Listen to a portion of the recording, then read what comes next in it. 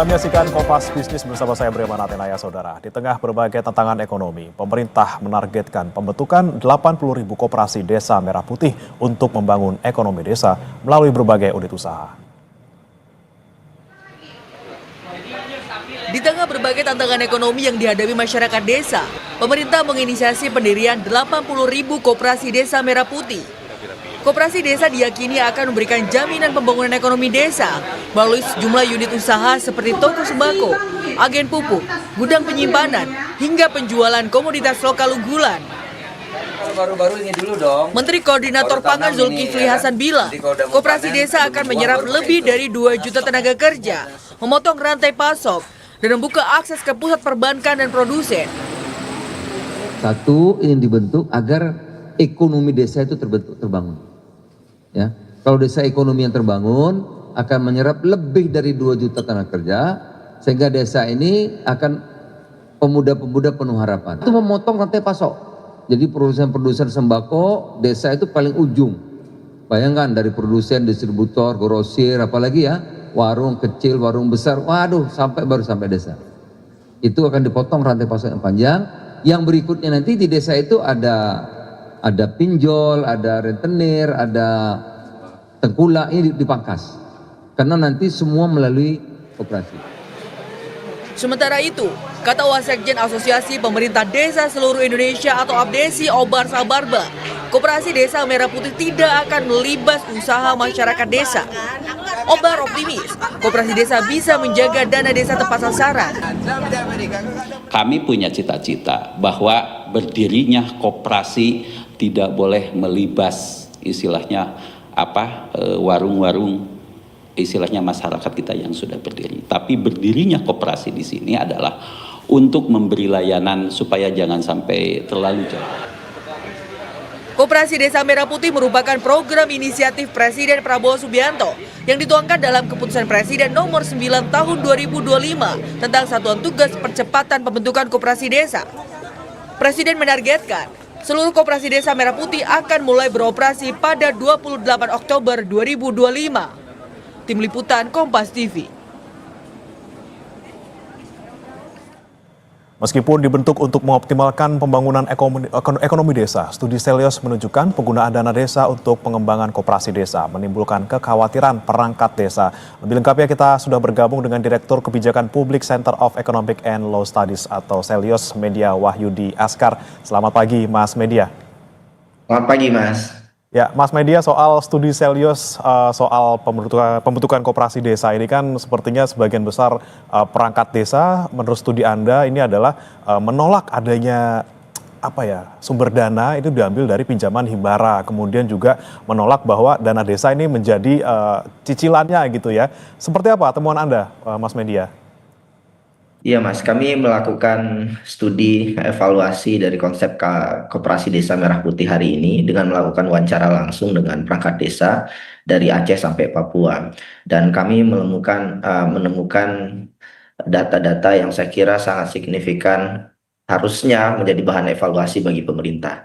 Pertama, kami menemukan 76% perangkat desa itu menolak pembiayaan Kopdes merah putih ini melalui pinjaman bank himbara. Kami juga menemukan adanya risiko kebocoran dana, terutama dari dana desa yang mencapai 12% dari dana desa.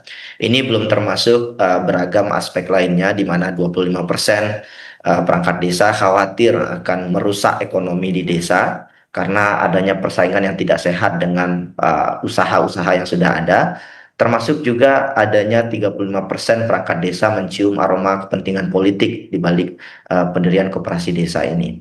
Dan kami juga melakukan estimasi bahwa ini bisa mengancam kebebasan berpolitik juga karena ada instrumentalisasi politik dalam Kopdes Merah Putih ini, dan jika dimobilisasi sebagai kendaraan politik, ketika kami hitung itu potensi pengaruhnya dalam pemilu sangat signifikan karena bisa mengamankan 34-46% kursi legislatif. Jadi ada banyak temuan saya kira yang mungkin bisa dibaca di dalam laporan kami, tapi satu pesan sederhana adalah skema koperasi desa merah putih hari ini masih jauh dari kata ideal. Oke, banyak tadi potensi resiko kebocoran, kemudian ada juga kecurigaan adanya korupsi yang bisa terjadi nantinya, ada juga kuat aroma politis di sana. Namun ketika kita melihat terkait dengan skema pengelolaan operasional dan juga model bisnisnya, Mas Media, kalau menurut Anda ini apakah sebenarnya yang dituangkan dalam Kopdes Merah Putih ini sudah cukup ideal kalau misalnya tadi melihat terkait dengan sumber dananya, kemudian bagaimana sistemnya, dan juga pengelolaan di dalamnya seperti apa, Mas Media? Ya, koperasi bukan ide baru. Bahkan sebelum Indonesia merdeka, koperasi itu sudah digagas. Dan kita tahu Muhammad Hatta menjadi salah satu tokoh nasional yang menggagas koperasi. Tapi pesan Hatta itu sederhana, bahwa koperasi itu gerakan rakyat. Maka pada tahun 1930-an, koperasi di Banda Neira itu betul-betul menjadi gerakan rakyat. Diorganisir oleh masyarakat dan kemudian rantai pasoknya disupport full oleh masyarakat atas inisiatif masyarakat. Tapi pasca Indonesia merdeka, bahkan pada masa Orde Baru, itu koperasi cenderung menjadi agregator politik karena dikendalikan oleh pusat. Jadi skema semacam ini persis sama seperti koperasi unit desa pada masa Orde Baru. Jadi ada peraturan Presiden nomor 18 tahun 98 misalnya, bahwa KUD itu dipaksa untuk mendistribusikan program pupuk pemerintah, benih hasil pertanian, begitu ya. Dan sama dengan Koperasi Desa Merah Putih hari ini. Jadi konsepnya cenderung sentralistis, top down gitu ya, dengan model bisnis bahkan yang dengan skema hari ini yaitu sudah diatur oleh pemerintah pusat. Dan kalau kita belajar dari sejarah ya, kita pernah gagal dengan skema yang sangat top down seperti ini. Nah, ini yang dikhawatirkan karena hari ini banyak perangkat desa itu mengalami kebingungan soal Kopdes ini. Bahkan ada surat dari Kementerian Keuangan bahwa dana desa itu tidak bisa cair kalau tidak ada musyawarah segera dilakukan untuk koperasi desa. Jadi ini sebetulnya sudah mengarah pada perampasan otonomi desa. Karena kepala desa sekarang bingung harus membentuk Kopdes. Dan kalau Kopdes gak segera dibentuk, maka dana desa tidak cair. Jadi ini adalah bentuk intimidasi secara struktural dari pemerintah pusat saya kira. Dan suara-suara dari perangkat desa ini tidak kami ubah sedikit pun. Karena kami melakukan data primer. Karena mereka juga takut untuk menyampaikan kepada pemerintah. Mereka juga takut untuk menyampaikan kepada publik kegelisahan-kegelisahan hari ini yang ada di desa. Gitu. Oke, ini kan Kopdes memang tadi seperti Anda sampaikan sepertinya benar-benar top down gitu ya. Ada arahan dari pusat dan harus dilaksanakan. Nah, ketika memang kemudian Koperasi Merah Putih ini tidak bergerak dari masyarakatnya sendiri, kemudian tadi istilahnya adalah instruksi ya, bukan ide dari masyarakat sendiri. Bagaimana Anda melihat ke depannya? Apakah memang tadi kemudian nanti otonomi dana desa menjadi terganggu, mereka juga tidak bisa leluasa untuk menggunakan dana desa mereka untuk mengembangkan desa mereka sendiri dengan keperluan mereka sendiri sebenarnya? Ya, dari data yang kami temukan, 36% perangkat desa itu sudah mengatakan bahwa mereka tidak pernah merasa punya kemerdekaan untuk mengelola dana desa mereka. Artinya hari ini sudah banyak terjadi kemerdekaan dari desa untuk mengelola sendiri itu tidak bisa dilakukan. Nah, hari ini kemudian ketika Koperasi Desa Merah Putih dibentuk secara top down begitu ya, maka risiko yang paling signifikan itu adalah pertama, pergeseran fokus pembangunan yang ada di desa. Jadi potensi shifting dana desa itu besar sekali karena di surat Kementerian Keuangan bahkan disebutkan bahwa dana desa digunakan untuk pembiayaan awal koperasi desa. Artinya ada shifting dana desa yang sangat signifikan yang kemudian bisa mengurangi dana-dana yang sebelumnya diperuntukkan untuk infrastruktur publik. Bahkan kami menemukan pernyataan dari perangkat-perangkat desa bahwa dana posyandu itu sudah mulai akan dikurangi karena akan fokus kepada Kopdes dan seterusnya. Sama satu lagi Mas, skema pembiayaannya, karena ini akan dibiayai oleh Bank Himbara. Dan kita tahu bahwa selama ini rasio kredit bermasalah, non-performing loan itu juga meningkat di sektor produktif, termasuk juga di koperasi. Artinya ada risiko sistemik yang sangat rumit dan kompleks, dan kalau tidak diantisipasi ini akan bisa berujung pada bencana fiskal. Karena ada 400 triliun anggaran yang akan digelontorkan ya untuk ini lewat Bank Himbara, dan ketika terjadi risiko sistemik gagal bayar, maka ini dampaknya akan sangat masif terhadap keuangan publik begitu, Mas. Oke, kalau dari studi Anda juga yang saya baca kemarin, Mas Media, ini sebenarnya kalau misalnya ujung-ujungnya gagal dalam tanda kutip, ini kan yang dirugikan semuanya masyarakat gitu ya. Oke lah, misalnya pinjaman datang dari Bank Himbara, kemudian nanti yang akan nalangin istilahnya itu dari APBN pemerintah gitu ya. Itu kan APBN uang-uang rakyat juga. Kemudian dana desa juga ketika digunakan juga akhirnya tidak bisa digunakan untuk keperluan mereka yang lebih penting. Nah, Anda melihat seharusnya skema pembiayaan yang tepat untuk dana desa ini uangnya dari mana, Mas? Selain dari pinjaman Bank Himbara ini. Iya, pertama dana desa harus digunakan untuk pembangunan desa dan atas persetujuan masyarakat desa. Dan ini akan dalam konteks Koperasi Desa Merah Putih ini kan terjadi tidak begitu partisipatif. Meskipun pemerintah pasti akan mengklaim bahwa telah dilakukan musyawarah desa, telah dicoba dilakukan di level bawah begitu ya. Tapi kan pada faktanya juklak juknis dari pemerintah itu persis sama dengan pengelolaan koperasi di zaman Orde Baru, Hmm. di mana desa kemudian hanya sebagai agregator layanan pemerintah. Nah, belajar dari ekonomi koperasi di negara lain, ketika koperasi digerakkan oleh tangan negara begitu ya, bukan berbasis inovasi, itu malah justru akan mengalami kemunduran dan bahkan justru memakan dana publik. Hmm. Dan faktanya hari ini, ketika Koperasi Desa Merah Putih dibentuk, bisnis modelnya belum terbentuk, pengurusnya juga belum begitu kuat. Dan bayangkan desa kemudian atau koperasi itu mendapatkan pendanaan dari Himbara, maka risiko gagal bayarnya pasti akan sangat tinggi.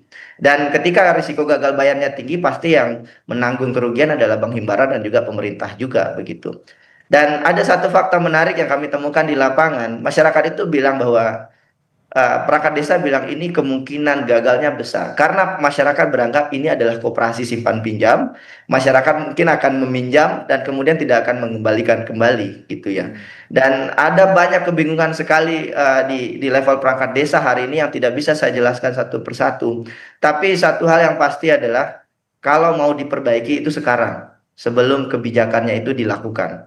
Karena kalau tidak, kalau sudah terjadi kebijakannya ratusan triliun kemudian habis terbuang percuma begitu saja, maka risiko sistemik dan seperti yang tadi disampaikan Mas, yang rugi juga adalah masyarakat sendiri karena uang negara dibayar oleh rakyat begitu Mas. Oke, resiko gagal bayar sangat tinggi karena masyarakat ngiranya ya udah ini kan bantuan pemerintah atau pinjaman masyarakat gitu ya. Dan bagaimana kemudian nanti ini sudah berjalan gitu ya. Bagaimana kemudian jangan sampai Koperasi Desa Merah Putih ini berdampak seperti yang kita takutkan. Kita akan jawab setelah ini, saudara tetap bersama kami di Kompas Bisnis.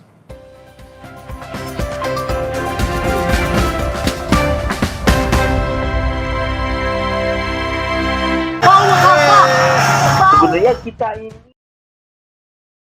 Premana Tenaya dan juga masih bergabung bersama kami Direktur Kebijakan Publik Center of Economic and Law Studies atau Celius, Mas Media Wahyudi Askar. Mas Media, kita lanjutkan kembali Mas Media. Ini kan Koperasi Merah Putih sudah berjalan gitu ya, dan yang cukup membuat beban oleh desa-desa ini adalah kalau mereka belum membentuk Koperasi Merah Putih, dana desa tidak akan cair seperti itu ya. Lalu sebenarnya kebijakan apa nih yang perlu disiapkan pemerintah sekiranya untuk mengantisipasi resiko dari pembentukan Koperasi Merah Putih ini? ya, jadi kami melakukan survei ya atas kebutuhan utama masyarakat di desa. Sebetulnya apa yang hari ini menjadi kebutuhan oleh masyarakat desa? Dan mengerucut pada 3 prioritas utama di desa. Yang pertama, soal infrastruktur dasar. Dan ini merata di semua desa, ini yang dibutuhkan oleh desa hari ini. Yang kedua, masyarakat ingin ada penyediaan alat pertanian yang lebih modern, jaminan harga hasil panen, dan penguatan BUMDes.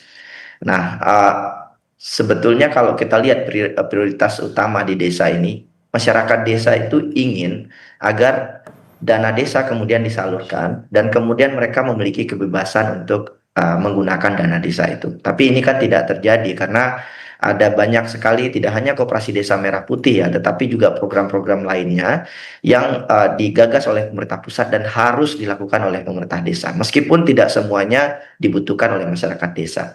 Jadi menurut hemat saya yang perlu dilakukan adalah keberpihakan negara pada koperasi tapi dengan cara yang benar. Saya tidak bahkan saya juga tidak menolak keinginan Pak Prabowo untuk memperkuat koperasi. Tetapi dalam konteks ini, kalau kita lihat perjalanan ke belakang beberapa bulan terakhir, bagaimana skema koperasi desa Merah Putih ini dikembangkan oleh para menterinya, maka kami meyakini dari data yang kami temukan ada kegagalan dalam proses menerjemahkan masalah yang ada di desa dan kemudian diterjemahkan dalam prinsip-prinsip yang lebih top down, dan kemudian saya yakin ketika ini dilakukan dan terus menerus dilakukan sampai kemudian nanti di launching tanpa ada evaluasi, ini bisa mengakibatkan kerugian yang besar bagi masyarakat desa. Apa langkah konkretnya? Saya kira ada banyak sekali regulasi afirmatif yang bisa melindungi ruang pasar koperasi yang bisa dilakukan, blended finance juga bisa dilakukan. Saya kasih contoh misalkan koperasi Unimed di Brazil misalkan, itu betul-betul digagas oleh masyarakat dan didukung oleh pemerintah dalam bentuk regulasi. Tapi tidak dengan cara-cara top down seperti ini begitu, terutama dengan menggunakan instrumen-instrumen regulasi, bahkan termasuk memaksa begitu ya dengan instrumen dana desa. Sama satu lagi, kerjasama dengan BLK. Jadi kami menemukan bahwa lapangan kerja yang paling dibutuhkan di desa, dan kalau bisa bekerja sama dengan BLK dengan cara-cara yang lebih baik, mendampingi koperasi, maka itu jauh lebih efektif untuk mengembangkan koperasi. Jadi menurut saya jangan bayangkan desa itu seperti kota. Jadi jangan tempatkan sistem ekonomi berbasis perintah, berbasis komando dalam hidup masyarakat desa. Masyarakat desa itu punya karakter, sejarah, dan kebutuhan yang berbeda. Jadi pesan dari riset kami sederhana, terlalu banyak kebijakan nasional lahir dari obrolan politik segelintir orang, disusun oleh mereka yang belum pernah berumput di desa. Jadi saran saya bagi pengambil kebijakan, terutama di level pusat hari ini, balik lagi ke masyarakat, temui lagi kepala desa ya yang saya maksud, bukan asosiasi-asosiasi kepala desa yang belum tentu mencerminkan suara-suara dari desa. Balik lagi ke desa, jelaskan bagaimana si desa dikelola dan dengarkan masukan dari masyarakat. Jadi tidak perlu terburu-buru bahkan. Karena ketika kebijakan dilakukan terburu-buru dan nominalnya itu triliunan rupiah, maka ketika itu gagal dan uang negara sudah habis, maka itu bisa bermasalah. Jadi kalau memang kerangka dasar dari koperasi desa Merah Putih ini masih dipaksakan, maka bisa ditunda atau bahkan bukan bisa dibatalkan juga, karena itu bukan aib juga, bukan kegagalan juga, tapi keberanian dari pemerintah secara intelektual untuk mengelola negara ini dengan benar, dengan prinsip sains berbasis data. Begitu Mas Bang. Oke, belanja masalahnya dulu baru kemudian menawarkan solusi ya. Kita bicara langsung dengan kepala desa di masing-masing desa di Indonesia untuk menemukan apa sih yang sebenarnya mereka butuhkan. Tapi kalau dari studi Anda juga nih Mas Media, ini kan ada 36% katanya yang bilang bahwa sebenarnya masalah utama yang mereka hadapi di desa adalah sebenarnya lapangan pekerjaan. Memang dari Pak Zulhas bilang Kopdes Merah Putih ini menawarkan sekian juta, 2 juta kalau nggak salah ya, kalau misalnya saya salah mohon dikoreksi, bisa menyediakan tenaga kerja sekitar 2 juta lapangan pekerjaan. Kalau Anda melihatnya seperti apa Mas? Kalau di Kopdes Merah Putih sendiri ketika nanti prakteknya di lapangan, apakah betul bisa menyerap tenaga kerja terkait dengan Kopdes Merah Putih ini? Ketika kita lihat juga kalau di desa ini kan tentunya berbeda dengan di kota gitu ya, untuk dari segi SDM dan juga kemampuannya. Ya, kami jelaskan dengan detail ya bahwa lapangan kerja menjadi sebuah persoalan. Tapi apakah koperasi desa Merah Putih ini jadi solusi? Ini yang perlu jadi pertanyaan banyak pihak ya. Karena begini, ketika kita melihat kondisi yang ada di desa hari ini, itu karakter desa itu berbeda antara satu desa dengan yang lain. Nah, skema Kopdes Merah Putih ini kan relatif seragam ya, bahkan hanya dibatasi beberapa sektor tertentu. Jadi ketika skemanya itu sudah tidak inklusif dan partisipatif, otomatis tidak akan berbasis kebutuhan masyarakat desa. Sehingga lapangan pekerjaan yang terbuka dari inisiatif Koperasi Desa Merah Putih ini juga tidak akan signifikan. Saya paham bahwa semangatnya adalah koperasi dari desa, koperasi dari bawah, begitu ya. Tapi kan tidak selalu lewat intervensi secara top down seperti ini, begitu ya. Kalau bicara koperasi, dari survei yang kami lakukan adalah yang dibutuhkan itu oleh koperasi hari ini adalah pendampingan, peningkatan pelatihan dan pembukaan pasar. Itu yang harus dilakukan oleh pemerintah hari ini. Jadi bukan dengan kemudian mengumpulkan masyarakat desa, lakukan ini, lakukan A, B, C, D, E, kemudian berbasis perintah. Dan ini sudah sistem ekonomi yang ditinggalkan di banyak negara. Di banyak negara manapun ekonomi koperasinya tidak tersentralisasi dan top down seperti ini, tapi betul-betul digerakkan oleh masyarakat. Itu kenapa kooperatif itu basis katanya itu gotong royong. Dengan melihat SOP pemerintah Juklak Juknis hari ini di Koperasi Desa Merah Putih itu nggak ada sama sekali nilai gotong royongnya. Hmm. Jadi ini yang sebetulnya eh, saya nggak ingin menyampaikan ini atas dasar tanpa data ya, tapi ini yang disampaikan oleh kepala desa begitu. Dan masih ada ruang bagi pemerintah untuk mengevaluasi, masih ada beberapa bulan sebelum di launching. Mudah-mudahan pemerintah memikirkan hal ini gitu. Oke, berarti memang kalau menurut Anda Mas Media sendiri untuk menyerap tenaga kerja ini sendiri juga masih agak jauh nih ya terkait dengan Kopdes Merah Putih ini? Ya karena skemanya sama dengan KUD zaman Orde Baru ya. Jadi hanya akan menjadi agregator layanan publik pemerintah begitu ya. Sehingga malah tadi seperti yang saya sampaikan tadi ada kemungkinan unit usaha yang sudah ada itu bisa tergantikan oleh koperasi desa yang baru ini. Nah, ini yang harus dipikirkan juga oleh pemerintah begitu. Terus anggapan bahwa oke koperasi bisa mengurangi tengkulak begitu. Ini juga perlu dilihat lagi. Kalau bermain ke desa, jalan-jalan ke desa, kita akan tahu bagaimana cara kerja tengkulak itu. Nah, ketika Koperasi Desa Merah Putih kemudian muncul, bisnis modelnya juga belum benar, sedangkan ada paksaan untuk membayar cicilan, begitu ya. Maka bukan tidak mungkin justru Koperasi Desa Merah Putih ini justru malah berkamuflase, berubah menjadi tengkulak baru. Jadi orang-orang baru, tengkulak baru di daerah yang kemudian bisa memicu rente tersebut. Karena mereka punya power yang lebih besar dibandingkan yang lain. Jadi hal-hal seperti ini harus diidentifikasi dengan baik, didiskusikan dengan perangkat desa begitu ya. Dan masih ada waktu untuk mendiskusikan ini. Undang ahli-ahli koperasi terbaik negeri ini, ajak mereka berbicara, kemudian mereka bisa kemudian memberikan masukan terhadap pengembangan koperasi di Indonesia. Dan satu lagi, dengarkan kepala desa. Dengarkan kepala desa. Oke, baik. Memang kalau kita lihat tadi dari pernyataan Mas Media juga sepertinya tenaga kerja masih, kalau ngomongin soal tenaga kerja masih agak jauh gitu ya Mas. Kita lihat bagaimana kelolaan mereka juga beresiko tinggi gitu ya. Belum tentu menyentuh apa yang menjadi kebutuhan masyarakat desa. Tapi ketika kita bicara soal lagi-lagi lapangan kerja Mas Media, kalau di luar Koperasi Merah Putih ini apa yang bisa dilakukan? Di luar Koperasi Desa Merah Putih maksudnya gimana Mas? Iya, akan di studi Anda juga bilang bahwa bisa dibentuk dengan balai latihan kerja untuk kemudian bisa menyerap pengangguran ataupun tenaga kerja yang tidak terserap gitu ya di desa. Seperti apa, Mas? Ya sekarang di desa lapangan kerja mengalami turbulensi akibat efisiensi anggaran. Program-program padat karya pemerintah itu relatif berhenti begitu ya. Selama ini diharapkan oleh pemerintah desa. Nah, pembukaan lapangan kerja yang baru ini juga nggak mudah begitu ya. Tapi ada satu institusi yang sebetulnya aset pemerintah itu sudah ada dan cenderung berjalan di tempat hari ini yaitu BLK, Balai Latihan Kerja. Nah, kalau Balai Latihan Kerja ini dikolaborasikan dengan koperasi-koperasi yang ada. Kalau BLK ini kan milik pemerintah ya. Jadi yang diintervensi itu jelas gitu. Nah, ketika ini dikolaborasikan dengan koperasi, ini potensi penciptaan lapangan kerjanya jauh lebih baik dan lebih besar. Jadi kami menghitung saat ini ada 7,28 juta orang pengangguran ya. Dan kalau kita mengintervensinya lewat BLK misalkan melakukan pendampingan kepada koperasi dengan asumsi satu koperasi bisa menciptakan 20 orang saja lapangan kerja baru per tahun. Maka hanya dengan 36 triliun kita bisa mengurangi secara signifikan jumlah pengangguran yang ada di Indonesia. Dan itu hanya dibutuhkan waktu 3 tahun.